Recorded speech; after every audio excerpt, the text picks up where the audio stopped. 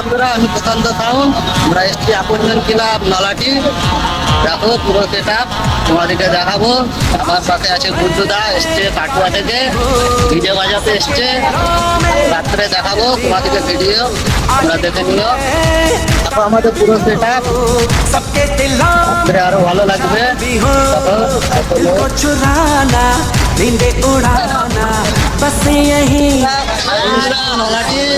তোমাদেরকে কেমন লাগছে? ভালো লাগছে, ভালো লাগছে, কেমন লাগছে? ঠিক